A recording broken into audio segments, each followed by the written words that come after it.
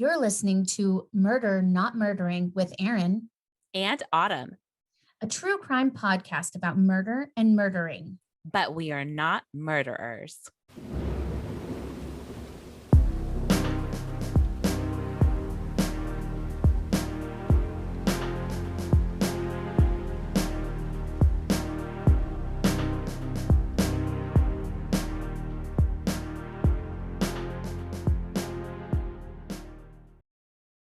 And we are back at Murder Not Murdering with Erin and Autumn.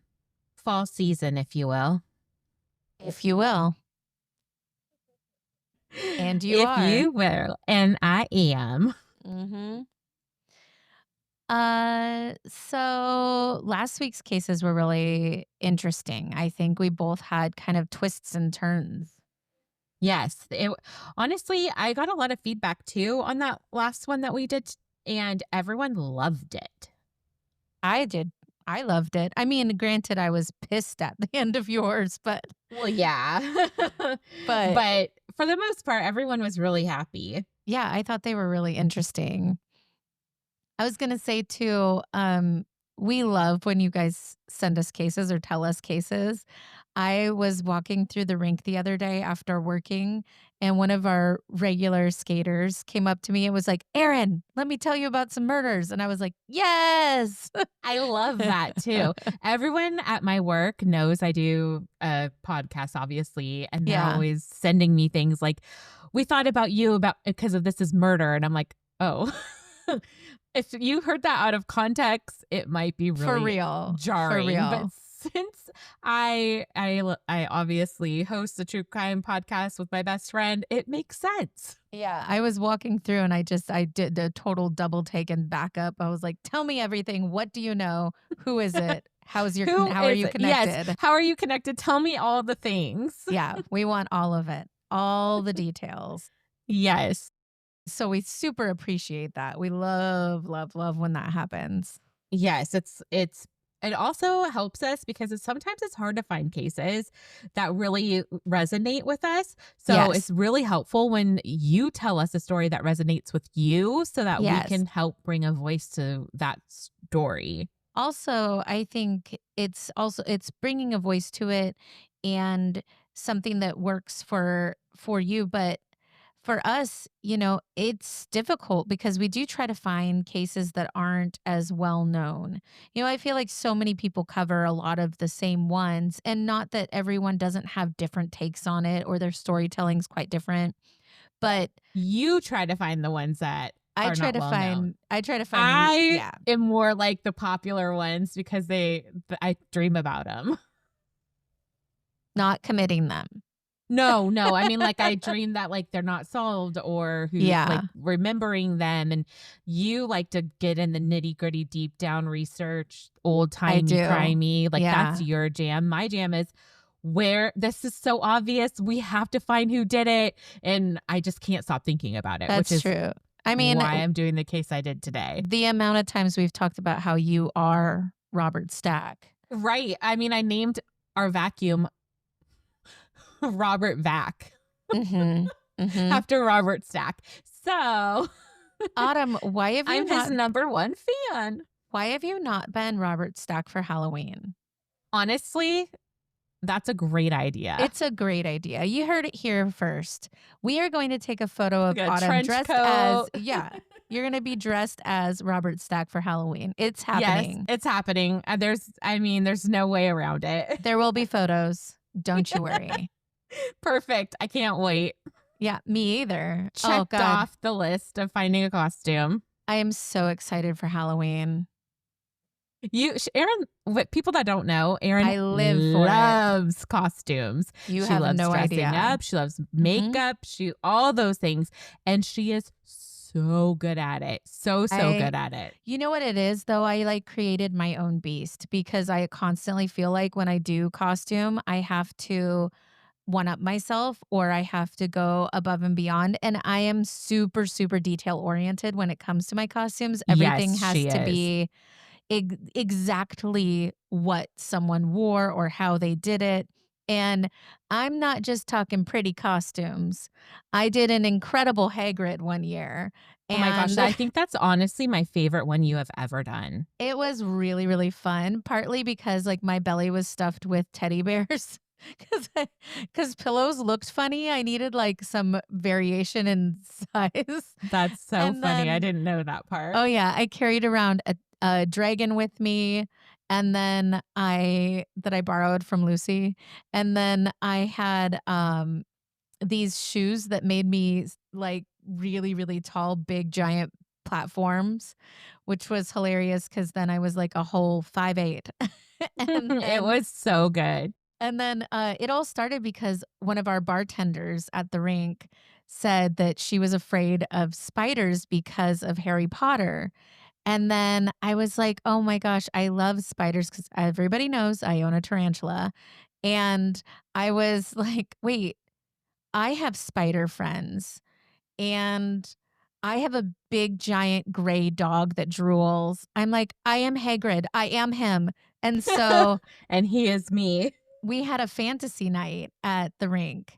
So I dressed as Hagrid with the big beard and the big hair and the look. Maybe we'll post it if people care. And I posed with my big Great Dane Agador, and it's pretty uncanny, I would say, how well I look like Hagrid. And Uh-huh. then I walked into the bar and I was like, "Hello, everyone." It was very fun. I loved it. And then I sang super femme songs when I did karaoke later and danced around. It was ridiculous, but I loved it. It's very freeing. But upcoming, we have another theme night. It's Heroes and Villains, and we do that one annually. So I'm really excited. I'm always a villain, by the way, in case you were very much wondering. I'm team villain every time. Like especially the Disney villains. I'm Oh, obsessed with I've them. been Ursula like 4 times. Yeah, you do a really good Ursula though. I do a good Ursula. It's funny because I used like damn near Aquanet on this white wig that I had that was kind of like a bob. And then I shaped it into how her hair is kind of like moving with the sea. And that shit has not moved for like a decade. Like that hairspray held tight. It's probably made with Yeah. something absolutely Right. It's illegal. probably like so bad for you and the Yeah. environment. But you know what? Sometimes you have to sacrifice. It's for a look, you guys. Mm-hmm. I can only do so much. No, Yes. I truly love costuming, and I love doing every part of it. I will style a wig. I will do all kinds of stuff. I think one of my favorites though that I did last year, no, year before, I don't remember. They all run together. But for Halloween one year, I was Madame Leota. I dressed up as Madame Leota and I made a table on my shoulders, and I made the crystal ball and I had my head inside of it. I had LED lights inside like woven through my hair. And then I had 2 candles on the side. I made the table skirt for it. So it looked like I was like a walking floating table. And then people kept putting their drinks on the table. It was hilarious. I loved it. That was really, really fun. But I've done lots of costumes. Again, Yes. Costumes are your jam. they are my jam. But I cannot wait to see Autumn dressed as Robert Stack handing out candies to all the Handing out kids. candies to the kids. This is for sure. Lord knows I'm not getting you at a party. No, this is also true. Yeah, facts are facts. Facts are facts. Well, speaking of a party, Autumn is about to tell us her story this week. Oh, yeah. This isn't a party. Trust me. Boo. Last week, I had teased what I was doing this week, and then I decided I changed my mind and did a different Cool. case. All right, then. So if you heard last week, don't worry. That one's coming, but this one just came first. okay. You go ahead, Autumn. Let her Is rip. everyone ready? Everyone ready? All of my personalities are here and ready. Okay, perfect. I was just hoping that they all came to attend. Mm-hmm. Okay, here we go. This is the disappearance of Jodie Huisentruit. Whoa, that's a last name. And it took a while for me to learn how to say it. Yeah, I practice mine too. I didn't want to disrespect her in any way. 100%. I do it always. And I look up city names too. And I don't want to mess them up because I hate when people do that from Seattle I or know. Washington. Puyallup? Puyallup. You come on, guys. Milkiltio. Milkiltio. Yeah. I mean, the Snohomish, Skykomish, all of them. Snoqualmie is one of the best ones, too, to hear people try to say. Yeah. Anyway, here we go, people. Go ahead. Yes. You know that weird, sick feeling when someone just vanishes? Yes. Like, good. Like, took a weekend off the grid, vanished? I mean, no one knows where they went.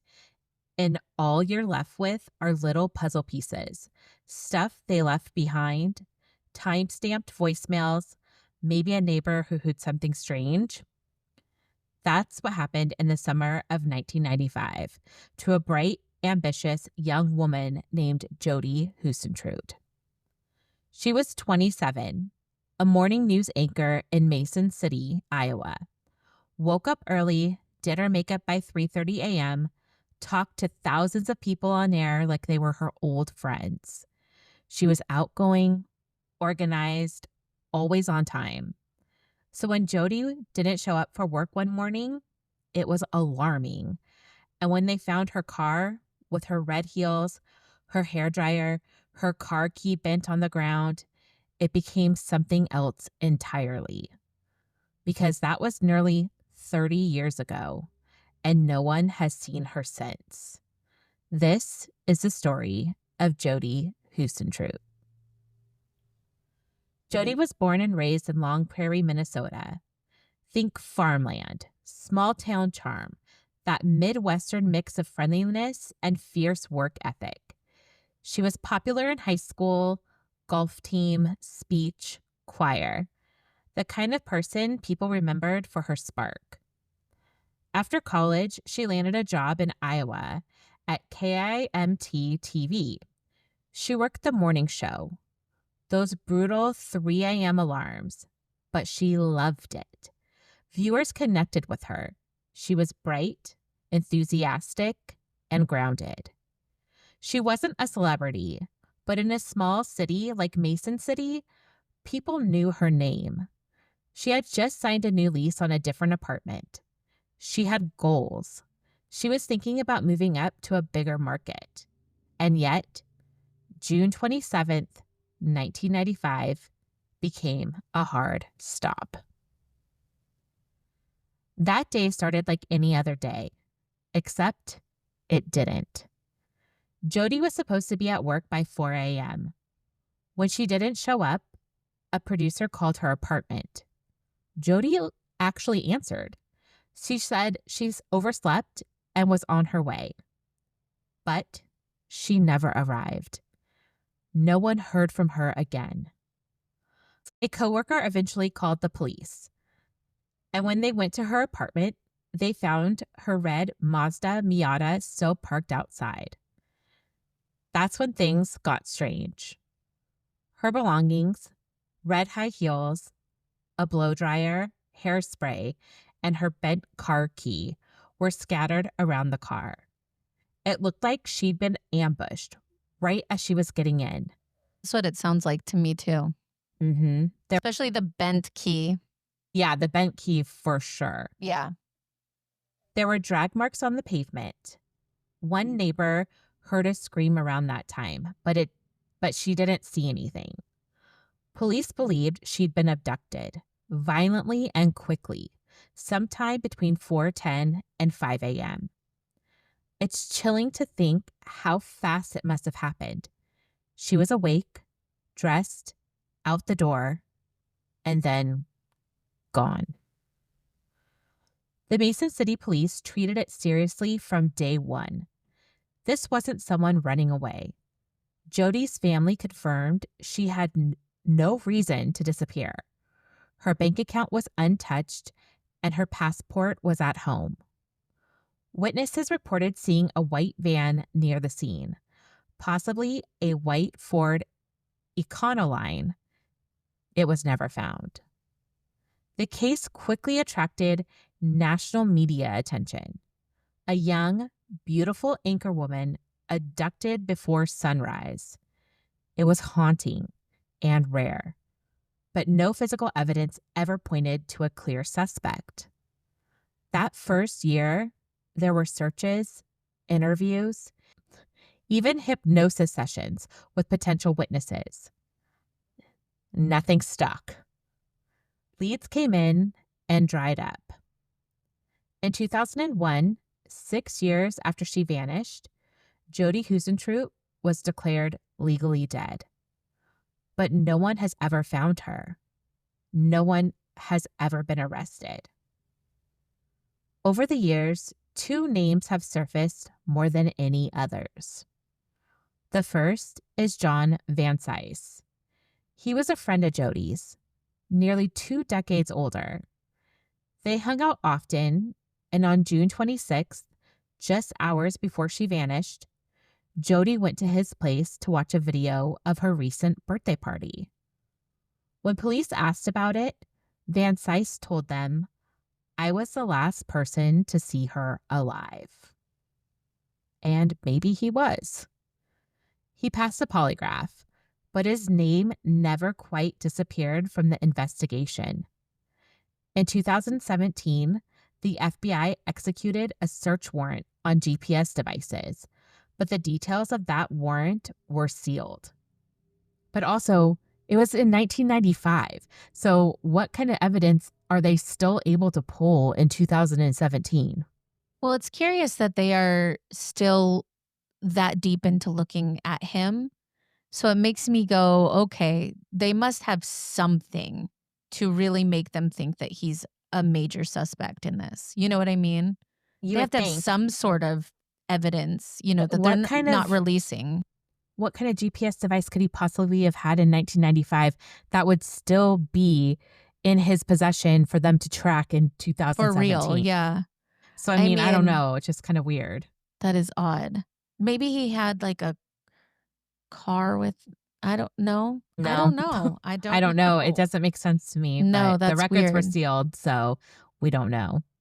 And just recently, in 2025, a judge ruled that some of those warrant documents could be unsealed. John Van Cise passed away in late 2024, but in death, his name lingers around this case. The other name is Tony DeJuan Jackson, a convicted serial rapist who, in 1995, lived just 2 blocks from the TV station where Jodie worked. He had a chillingly similar MO: young, blonde women abducted violently. A fellow inmate once claimed Jackson admitted to killing a news anchor. He allegedly said he buried her body near a river, but there was no evidence to back it up. Jackson was never charged in connection to Jodie's case, and investigators eventually ruled him out publicly. Still, many people feel unsettled by how closely he fits. And then there are the unnamed: a white van, a scream in the dark, a pair of shoes, a bent key, and no sign of life. Today, Jodie's case remains open and active. In fact, there are signs it may be closer to resolution than ever before. Federal grand juries have looked into her disappearance, most recently in 2019, but no one was indicted. In March of 2025, after a long legal battle, portions of the 2017 search warrant were unsealed, likely connected to Van Cise. The affidavit remains sealed due to its sensitive nature, but that ruling brought renewed hope. And now, nearly 30 years after Jodie vanished, ABC News Studios and Hulu are releasing a 3-part docuseries called Her Last Broadcast. It features never-before footage, interviews, and expert insight. The hope is that someone somewhere might see something, recognize a face, remember a van, or finally speak up. Because all it takes is one truth, one person, one tip. There's a group called Find Jodie, founded in 2003 by former journalists and investigators. They've kept this story alive with billboards, public records requests, and interviews. They've searched riverbanks with cadaver dogs. They've offered rewards, currently up to $100,000. Jodie's family has stayed involved too, quietly, but purposefully. Her sister Joanne has given interviews over the years, describing her as vibrant, loving, and deeply missed. And local police haven't closed the door. Mason City's current police chief says they actively investigate every lead. They've searched storage lockers, ponds, parks. They've never taken Jodie's photo off the wall. Because to them, and to so many, she's not just a cold case. She's someone worth finding. So maybe this story isn't over yet. Maybe we're standing at the edge of something. Maybe the right person just hasn't come forward yet. If you know anything about the disappearance of Jodie Huisentruit, or even if you think you saw something small, something odd that day back in June 1995, you can contact the Mason City Police Department or reach out anonymously through Crime Stoppers at North Iowa at 1-800-383-0088. You can also visit findjodie.com for more information, updates, and ways to help. Jodie was 27 when she vanished. She'd be 57 today. She had a laugh people remember. She wanted to report the news and chase storms and get promoted and fall in love.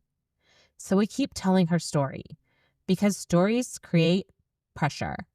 They bring eyes back to a case, and they remind whoever's responsible that time hasn't run out. Not yet. My sources were CBS News, Fox 9, Wikipedia, ABC, and findjodie.com. I'm so glad you did that one. I think about that case all the time. I knew it. See, I think about it all the time too. I can picture her right now. Like when they showed videos of her while she was reporting and everything, it was, it's definitely one that sticks with you. And I am excited to watch the docuseries. Me too. That's what made me change my mind and do this story this week. Yeah. When does it come out again?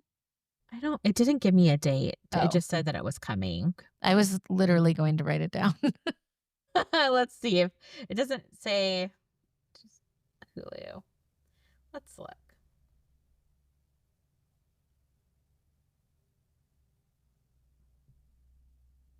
It doesn't say. Okay. Let me know when it comes out because I want to watch it. Yeah. I will because I probably should have done the case after watching it. It probably has a lot more information, but you know what?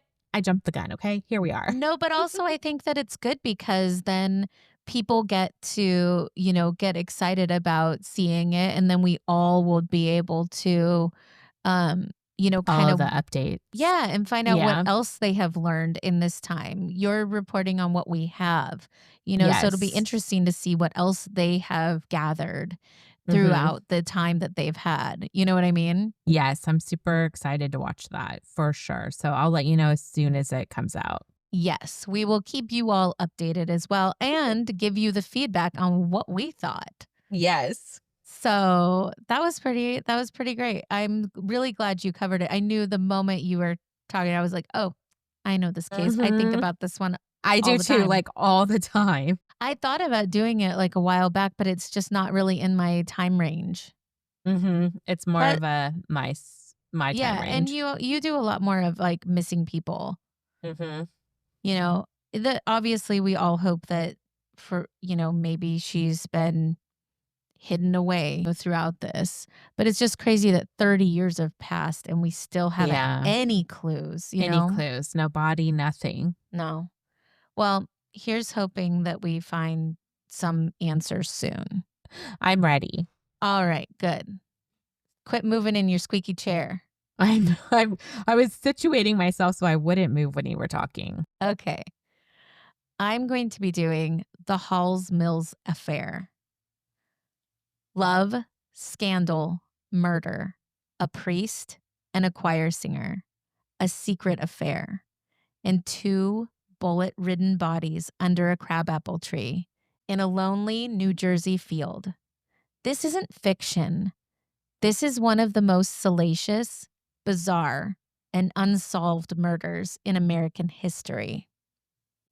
Today, we're unearthing the twisted tale of the Halls Mills murders, a crime that stunned the nation in 1922, embroiled high society in scandal, and left behind nothing but whispers, love letters, and a trail of blood. It was It was a quiet Saturday morning on September 16th, 1922, when a group of teenagers stumbled upon something strange in the woods near New Brunswick, New Jersey, on a road to be known as a lover's lane. Two bodies, a man and a woman, laying side by side beneath a crabapple tree. He was dressed neatly, a dark gray suit, a white shirt with a stiff white collar, and a white tie. His Panama hat had been placed over his face as though to shield him from the sun. At his side lay the woman, her legs demurely crossed, her head laid on her companion's outstretched right arm, her left hand resting on his knee. She wore a polka-dotted blue dress with a brown woolen scarf that covered her throat. The teens said they could tell they were gone before they even approached the lovers. Dang. Hurrying to the nearest home, they informed the owner, who immediately telephoned the police. Two officers were on the scene within minutes. Although they were placed in a seemingly peaceful pose, both victims met horribly, horrific, violent ends. Autopsies revealed that the man had been shot at point-blank range with a .32 caliber automatic pistol. The bullet that entered his head near the right temple came out the back on the left side. The woman had been shot 3 times in the head. One of the bullets entered the woman's forehead about 2 inches above the nose. The New York Times reported the other plowed through her right cheek, and the third pierced her right temple. God. In addition, her throat had been cut so deeply that her jugular vein, windpipe, esophagus, and neck muscles were completely severed. God. Yeah. And her backbone could easily be seen. Oh my God. So they nearly beheaded her. Yeah. Lastly, her tongue was cut out. This did not feel random. It felt very, very personal. And super intentional. Who cuts a tongue out? Coroners noticed that maggots were already in the wounds, indicating that the deaths occurred at least 24 hours earlier. Pinned between the couple were torn love letters. Their contents were fluttering in the breeze like twisted confetti. One of them read, "My soul belongs to you. My body belongs to you. Everything I am is yours, and if I die, I want to die loving you." Police didn't have any trouble identifying the victims. Propped against the sole of the dead man's left shoe was his business card. He was the 41-year-old Reverend Edward Wheeler Hall, pastor of the St. John's Episcopal Church and a pillar of the community. And the woman next to him? Well, she was not his 48-year-old wife, Frances Noel Stevens Hall. No, she was 34-year-old Eleanor Mills, a soprano in the church choir who was married to James Mills, the church sexton. And for those that are not familiar with the role of sexton, which I had no idea, that is their job to be the caretaker of the church, responsible for maintenance and upkeep of buildings and of the building and grounds. I would never have guessed that by the title sexton. Yeah, no, I wouldn't either. I didn't know what it meant. So now we all know. Now we all know. Thank you. You're for welcome. Educating us. Mm-hmm. In a town like New Brunswick, image was everything. The Hall family was old money, refined, respectable. Edward Hall had married into it. His wife, Frances, came from one of the richest families in town. The newspapers reported that she was worth $1.7 million, which would be the equivalent to $30 million today. Shit. Frances was private and reserved and intensely protective of her reputation. Eleanor, on the other hand, was all passion and flair. She was living a significantly humbler life. But inside her was fire. She sang, wrote poetry, and most damningly, had a habit of writing very vivid letters to the reverend. Here's another one. I want to feel your arms again. I want to touch your face and kiss your eyes and sleep beside you in the dark. Oh, how I burn for you. She also wrote, Sweetheart, my true heart. I know there are girls with more shapely bodies, and I'm not caring what they have. I have the greatest part of all blessings, a noble man's deep, true, eternal love. How impatient am I and will be. I want to look up into your dear face for hours as you touch my body close.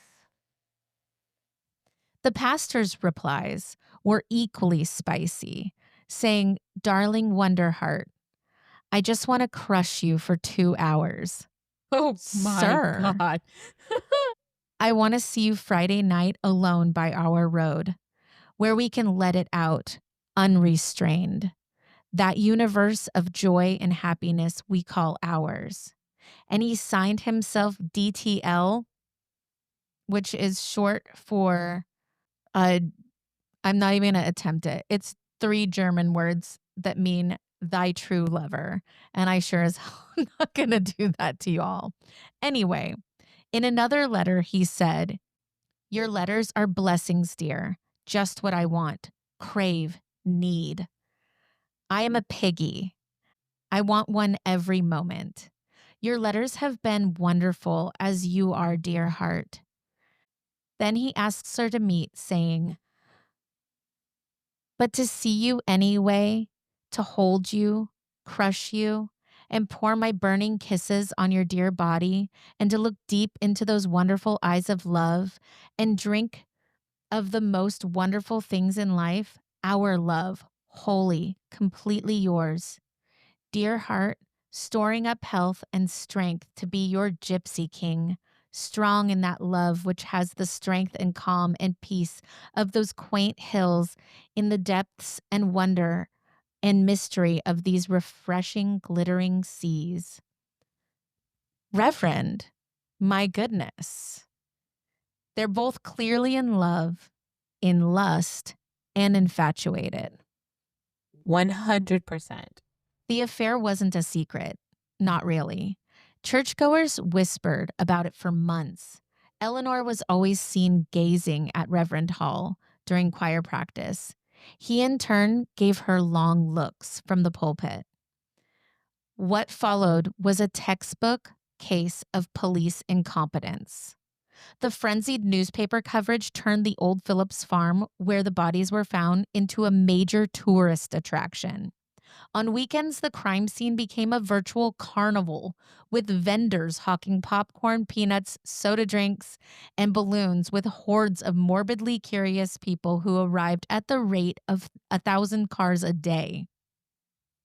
Within weeks, the crabapple tree had been completely stripped of every branch and every bit of bark by ghoulish souvenir hunters, while one enterprising individual peddled samples of dirt surrounding the now infamous tree for 25 cents per bag. Crowds trampled the crime scene. Souvenir hunters even took pieces of Eleanor's scarf and passed around the Reverend's business card, tainting any fingerprints that could have been found. A local farmer even claimed that someone stole Eleanor's shoe. Like, off the body, you guys. Like, that's insane. Mm-hmm. The press were having a field day with this. From the New York Daily News on September 18th, 1922, it said, 2 lovers lie cold in a lover's lane. The lady's throat cut like butcher's work. The Reverend shot through with deadly intent. A tale of passion and punishment. One overzealous police detective proclaimed to reporters, "This case is a cinch." But the investigation lingered for weeks, and that turned into months. Despite the chaos, some clues did stand out. They had Reverend Hall's business card, which was placed at his feet. They were trying to make sure you knew who he was. And Eleanor's tongue had been cut out, and with her neck sliced the way it was, it felt intimate and personal. Her purse was missing, and his gold watch was taken. Their love letters, deliberately displayed, seemed too perfectly arranged. I mean, even their bodies, the way that they were arranged, seemed too perfect. It all begged the question, was this a crime of passion or an execution? Suspicion immediately fell on Frances Hall, Edward's wealthy, stoic wife. Rumors spread like wildfire. She had discovered the affair, flew into a rage, and confronted the lovers with her two brothers, Willie and Henry Stevens. That's what they all suspect. Henry was known for waving a pistol around town, and he was an excellent marksman. Her other brother, Willie, was considered eccentric by those that knew him. He was reportedly hard of hearing and spoke with some difficulty. The newspapers described him in antiquated terms like simple-minded and childlike, which we would recognize now more as undiagnosed cognitive and developmental disabilities. The press were very unkind to him. They made him the butt of jokes, and it didn't feel comfortable. I don't like that. No. I will say, one thing we do know is he did own a .32 caliber pistol, but they said that the firing pin had been filed down so that he couldn't hurt himself, but that was never confirmed. His fingerprint was also found on the Reverend's business card. But again, that was tainted with so many fingerprints from what happened that night, no one knows when it actually happened. And Frances, she denied everything. In public, she was cool and composed, which honestly didn't help her. She maintained her innocence by even offering a $1,000 reward to find her husband's killer. But that didn't make her look innocent. It made her look calculated. Meanwhile, James Mills, Eleanor's husband, claimed he was home reading the newspaper and not paying much attention to anything at all. The public didn't buy it. They wanted the drama. They wanted someone to blame. Enter Jane Gibson, better known by the press as the Pig Woman. Okay. You heard me right. Jane was a pig farmer and part-time odd woman. She claimed she saw it all. On the night of the murders, she said she was riding her mule through the fields when she heard shouting. Gibson swore she saw 4 people in the orchard. A woman yelling, "Explain these letters!" A man shouting back. She said she heard a woman's voice yell, "Don't!" 3 times. Then gunshots. She said when she looked back at the tree, she saw a second person fall down, presumably dead. She testified that she heard a woman shout the name Henry. She said she saw Frances Hall and her brothers leaving the scene. The police were thrilled. Finally, a witness. The problem, though, Jane's story changed, and it changed a lot. Sometimes she said she saw the shots come from the gun. Sometimes she said she saw just shadows. Sometimes she couldn't remember which brother had the gun. A grand jury finally convened in November. After 5 days of hearings, however, it failed to issue an indictment. Mrs. Hall promptly set sail for Europe, and the nation moved on to other salacious cases. Then in 1926, 4 years after the murder, in a bid to boost its circulation, William Randolph Hearst's paper, the New York Daily Mirror, brought out some new evidence and plastered it on the front pages with headlines that read, "Hall's Mills Murder Mystery Bared." Over the course of the following week, the tabloid had headline after headline. Hall's bribery revealed. Mrs. Hall's spies held town in terror. How Hidden Hand balked Hall murder justice. The strategy worked. Not only did the Mirror's circulation jump, but its calls for action forced the governor of New Jersey to reopen the case. Finally, on January 28th, 1926, Mrs. Frances Stephen Hall, along with her brothers Willie and Henry, were arrested for the murder of her husband Edward and his lover, Mrs. Eleanor Mills. The newspapers said what they always say, that this was the trial of the century, as they always do in 90% of my cases. Yes, absolutely. I will say the New York Times accounts were actually more voluminous than most. They reported on all aspects of the trial and dedicated more space to the Halls Mills case more than any previous trial in American history. That record would soon be eclipsed by another New Jersey trial, the infamous Lindbergh kidnapping case. The trial began on the morning of Wednesday, November 3rd, 1926, in Somerville, New Jersey. Let's pause for just one moment. Everybody, my case took place on June 27th. That is Erin's birthday. And November 3rd is mine. Isn't that wild? That is crazy. I can't even wait for you to stop your story for that. Anyway, continue. The courthouse was crammed with hundreds of reporters who would file in more than 12 million words during the trial's spectacular 23-day run. Journalists from all over the country swarmed the courthouse. Spectators lined up at dawn. The courtroom was packed with folks seeking to take a peek at the sensationalism, socialites, and tabloid photographers. They read steamy letters in court. They questioned Mrs. Hall, who they dubbed the Iron Widow. And then they brought in the pig woman. I'm sorry, that is so unfortunate. It's on, literally, there are giant headlines that just talk about the pig woman. I don't doubt it. That is just so crazy. Trust me, we'll put it up on Instagram and you will see. Jane Gibson at this point was very ill from cancer. So she testified from a hospital bed that was wheeled into the courtroom. God. She was carried in and then placed on the bed facing the jury box while accompanied by her doctor and 2 nurses. She was sick, and she still managed to put on quite a show with dramatic testimonies while wrapped in blankets and rasping out her story. The press loved her. Well, I'm sure they did. From the New York Evening Post on November 8th, 1926, the headline read, "The Pig Woman Speaks." And all of New Jersey listens. Her tale is a gothic opera of blood and betrayal. But the defense tore her apart. They called her unreliable and unstable. One lawyer even suggested that her mule had a better memory than she did.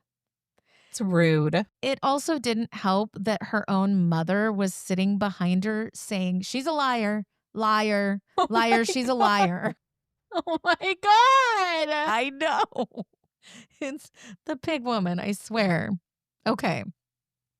After 30 days, the verdict came in. Not guilty. Frances Hall and her brothers were acquitted, and the courtroom exploded. After the trial, Mrs. Hall brought a defamation suit against the New York Daily Mirror, which settled out of court for an unspecific large amount. And just like that, the Halls Mills murder case died on the vine. No one else was charged, and the case remains unsolved. The love letters were buried with the bodies. The orchard was paved over, and the once whispered scandal became a ghost story told by locals and true crime enthusiasts not unlike myself. Fun fact, the book Careless People, Murder, Mayhem, and the Invention of the Great Gatsby, author Sarah Churchwell speculated that parts of the ending of The Great Gatsby by F. Scott Fitzgerald were based on the Halls Mills case, and it inspired the characters that were murdered. Some say Frances Hall and her brothers got away with murder because of their enormous wealth and exceptional lawyer team, often compared to the O.J. Simpson trial. I was just about to say, sounds like O.J. Simpson's team. Others say that James Mills did it in a fit of jealous rage. And some believe it was all staged by someone else entirely, someone who wanted to destroy both families. We'll never know for sure. But one thing is clear. the Halls Mills case wasn't just a murder. It was a mirror held up to a society desperate to keep its secrets, no matter what. And that sex, deception, affairs, and a pig woman will sell a lot of newspapers. I have one last piece of advice from me to you. If you are married, don't fall in love with your choir director. My sources were the Library of Congress, Rutgers Special Collections, the trial and court transcripts, the New York Times, the New Yorker, crimereads.com, the book Blood and Ink by Joe Pompeo, and the Yale Review. The pig woman. The pig liar, woman. Liar. She's a liar. Her own mother. Can you even? No. Oh my gosh. I mean, Kathy would be banned. I'd be like, you are not allowed in here anymore. You're not allowed at my murder trial. No, I found that one like fascinating. Yes, And that was wild. It captivated the entire nation. You know, I mean, the next case that was huge was the Lindbergh case, which we all know. Mm-hmm. But it's just kind of wild that it went so crazy and that it all went away. And then 4 years later, because of an article done in a newspaper, they reopened the case and arrested everybody. But it's compared over and over again to the OJ trial. Sounds about right. Because it was this kind of like wild courtroom, over the top. You know, they wheeled in that, they carried her in. The dramatics of that. It's very dramatic. And then the woman was just stoic and had no emotion at all as she was sitting there in the courtroom. And it's just a lot. And I do believe, my personal opinion, that it actually did happen. And who knows, maybe the pig woman was telling the truth. I don't know. But I do think that it was a cover up and that the brothers did the crime while the wife was there. I agree. Because with the way that it's all the love letters were kind of like torn apart and laid out, and it was staged in an intimate pose together. And then they had the reverend's card so you knew exactly who he was. Right, so there was no question. But he was shot once. And the woman, Eleanor, she was shot 3 times in the head and then had her throat all cut out and her tongue cut out. That just feels like very personal. Very personal to her, less than him. He was just shot one time, not like just shot one time. But you know what I mean, though? Yeah. Anyway, that was my hell of a case. I enjoyed that. Thank you. So we will be back next week, and do check out our TikTok, mnm.pod, because we are going to have pictures and information and all of that on there.